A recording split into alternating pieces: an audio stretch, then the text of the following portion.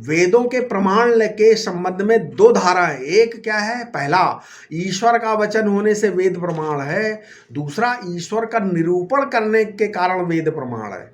और वैशेषिक दर्शन का एक सूत्र है क्या, तद वचनात् आम्नायस्य प्रमाण्यम, मतलब इसके दो अर्थ किए जाते हैं। ठीक ऐसा ही अर्थ वेदांत दर्शन में आगे हम बताएंगे ब्रह्मसूत्र में, शास्त्र योनित्वात्, सूत्र का यानी ब्रह्म सब शास्त्रों की योनि है, अथवा सभी शास्त्र ब्रह्म का निरूपण करते हैं ऐसा। परंतु यहाँ मीमांसक आपत्ति करते हैं कि यदि वेद ईश्वर से है, यदि वेद ईश्वर से और ईश्वर वेद से सिद्ध होता है, तब तो अन्य आश्रय दोष हो गया, मीमांसक लोग बोलते हैं, और वेद और ईश्वर दोनों अधर में लटक गए। तब फिर वेद का प्रमाण किस प्रकार है? इसका उत्तर है, आप नाक से गंध मात्र का अनुभव करते हैं, परंतु इन गंधों का नाम देना हो तो आप नाक से इन गंधों का वर्गीकरण नहीं हो सकता ना ही जिह्वा आदि से इन इंद्रियों से, वो तो मन और बुद्धि के संयोग के बिना संभव ही नहीं है।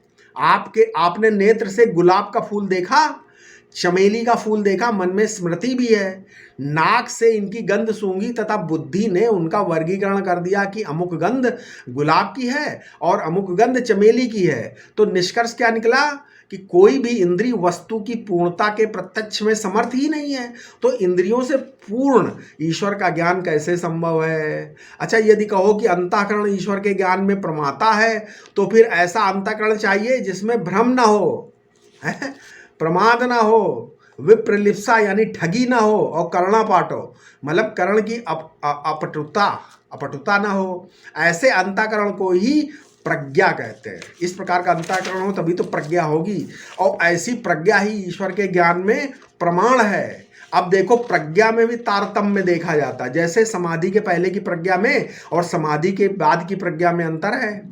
दूसरा ये कि ईश्वर प्रज्ञा का प्रकाशक अधिष्ठान है या प्रज्ञा ईश्वर का। तीसरा, प्रज्ञा से तुमने ये निर्णय लिया कि जिस तत्व का तुमने निश्चय किया वही सर्वोत्तम और परिपूर्ण ईश्वर तत्व है, इसका निर्णय कौन करेगा कि सही प्रज्ञा आपकी है? यदि प्रज्ञा से सबको एक ही तत्व का साक्षात्कार होता तो ये अनेक आचार्य, अनेक संप्रदाय, अनेक मत संसार में होते ही नहीं। इसलिए इसका निर्णय एक सार्वकालिक, सार्वदेशिक, सार्वभौम और शाश्वत संविधान की कसौटी पर खरा उतरना चाहिए।